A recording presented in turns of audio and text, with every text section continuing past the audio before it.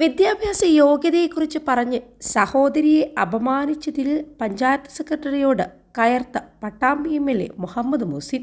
സ്ത്രീകളോട് മാന്യമായി പെരുമാറിയില്ലെങ്കിൽ മോന്തടിച്ചു പൊളിക്കുമെന്നാണ് ഓങ്ങല്ലൂർ ഗ്രാമപഞ്ചായത്ത് സെക്രട്ടറി ജഗദീഷിനോട് MLA പറഞ്ഞത്.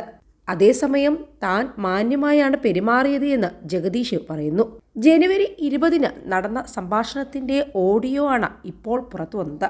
തനിക്ക് എന്നോടെന്തെങ്കിലും പ്രശ്നമുണ്ടോ? വീട്ടിലെ സ്ത്രീകളോട് മോശമായി പെരുമാറി. വളരെ മോശമായിട്ടാണല്ലോ താൻ പെരുമാറിയത്. എൻ്റെ പെങ്ങൾ അവിടെ നിന്ന് കരഞ്ഞിട്ടാണല്ലോ ഇറങ്ങിപ്പോയത്.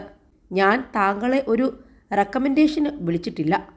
തനിക്കെന്തെങ്കിലും രാഷ്ട്രീയമായി എന്നോട് പ്രശ്നമുണ്ടെങ്കിൽ, വീട്ടിലെ സ്ത്രീകളോട് മാന്യമായി പെരുമാറാൻ അറിയില്ലെങ്കിൽ അടിച്ച് മോന്ത പൊളിക്കുമെന്നായിരുന്നു MLA പറഞ്ഞത്.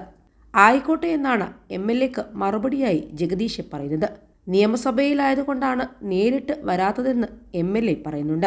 കണ്ടുനിന്നവരും കേട്ടുനിന്നവരുമുണ്ടെന്നും ജഗദീഷ് പറയുന്നു. പഞ്ചായത്ത് മെമ്പർമാരോട് മോശമായാണ് സെക്രട്ടറി സംസാരിക്കുന്നതെന്നും മുഹമ്മദ് മുഹസിൻ ഫോണിലെ സംഭാഷണത്തിൽ ആരോപിക്കുന്നുണ്ട്.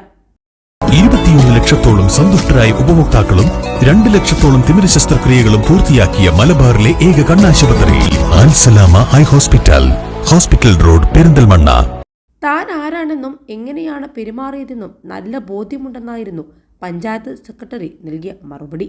സഹോദരിയോട് മോശമായി പെരുമാറിയെന്ന് ആരോപിച്ചാണ് ഓങ്ങല്ലൂർ പഞ്ചായത്ത് സെക്രട്ടറിയെ ഫോണിൽ വിളിച്ച് ഭീഷണിപ്പെടുത്തിയത്. വിവാഹം രജിസ്റ്റർ ചെയ്യുന്നതിനായി പഞ്ചായത്ത് ഓഫീസിലെത്തിയ സഹോദരിയെ ലേറ്റ് മാരേജിന്റെ കാര്യവും വിദ്യാഭ്യാസ യോഗ്യതയും പറഞ്ഞ് പഞ്ചായത്ത് സെക്രട്ടറി പരിഹസിച്ചെന്നാണ് MLA ആരോപിക്കുന്നത്. ഇതേ തുടർന്ന് സഹോദരി കരഞ്ഞുകൊണ്ട് ഓഫീസ് വിടേണ്ട സാഹചര്യമുണ്ടായെന്നും MLA പറയുന്നുണ്ട്.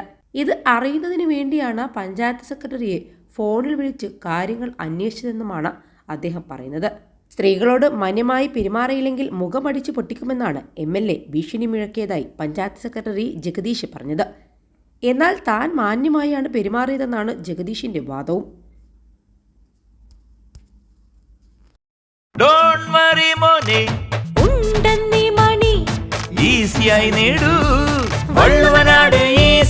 ആവശ്യം ഏതുമാകട്ടെ, പണം ഞങ്ങൾ തരും.